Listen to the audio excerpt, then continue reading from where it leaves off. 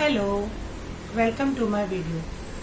आज मैं आपको एक सबसे ज़्यादा टीआरपी जिसका चल रहा है वो सीरियल के बारे में कुछ बात करना चाहूँगी। और आप तो मेरे ये कहने से ही आपने अंदाज लगा लिया होगा कि मैं किस सीरियल की बात कर रही हूँ।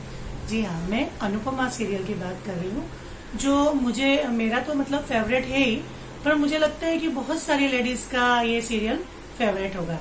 मतलब मैं तो अपना काम जल्दी से खत्म करके मुझे लगता है कि कब मैं ये सीरियल देखूं, और कभी छूट भी जाता है तो ऐसा लगता है कि नहीं, उसको मैं कैसे भी कवर करके उसकी स्टोरी तक पहुंच जाऊं।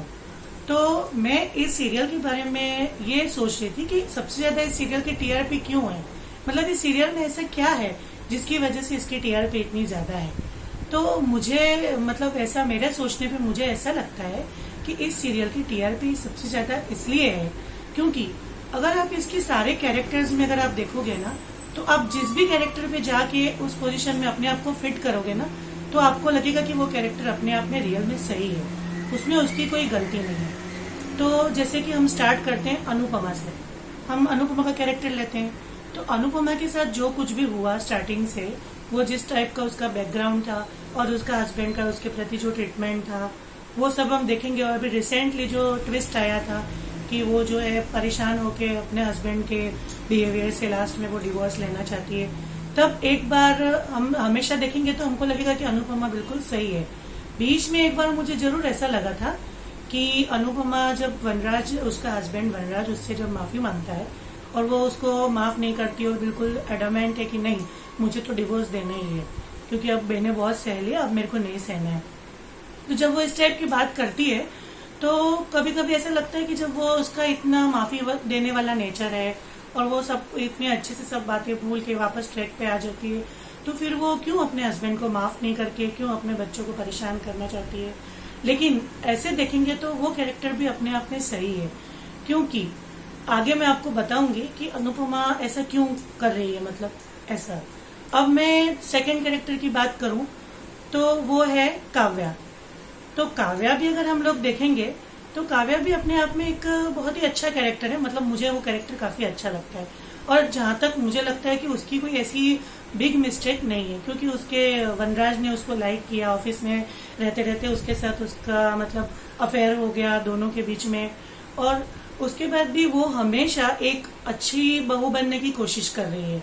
मतलब उसने हमेशा ट्राई किया कि जो वनराज को पसंद है वैसा वो बनने की कोशिश करे, बच्चों के साथ भी वो वैसा ट्रीट करना चाहे, वो ट्राई कर रही है। क्योंकि मुझे लगता है कि वो भी रियल में वनराज को बहुत चाहती है।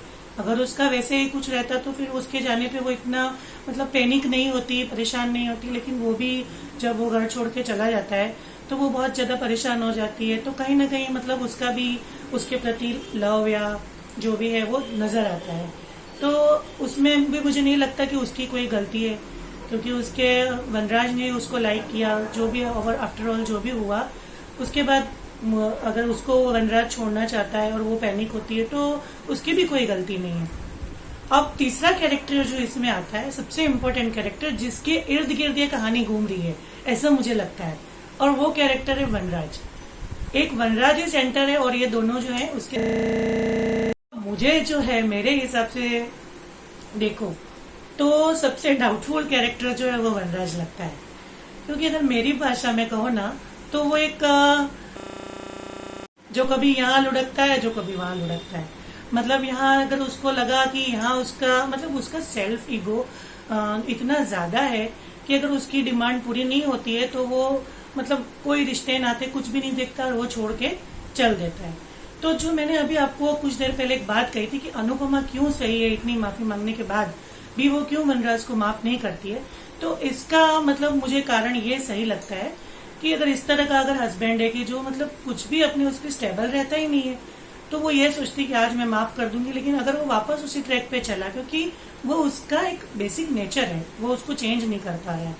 मतलब जहां भी उसकी डिमांड पूरी नहीं हुई या वो जो चाहता है वो अगर पूरा नहीं हुआ, तो फिर वो पर्सन को छोड़ने में बिल्कुल भी हिचकिचाता नहीं है। सारे रिश्ते को 2 मिनट में तोड़ देता है। जैसे कि हमने डिवोर्स के टाइम भी देखा, उसने अनुपमा पे झूठा ब्लेम लगाया, ये सब किया, वो सारे उसके अच्छे किए हुए काम भूल गया।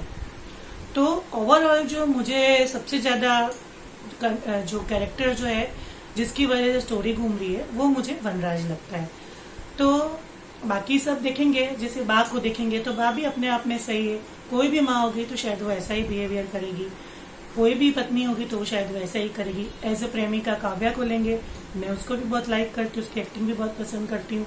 तो वो भी जो है एज ए प्रेमिका काफी अच्छे से अपना रोल कर रही है। एक रोल जो सारी स्टोरी को घुमा रहा है और जिसका मतलब जिसकी वजह से सारे ट्विस्ट आ रहे हैं, वो मुझे वनराज में लगता है।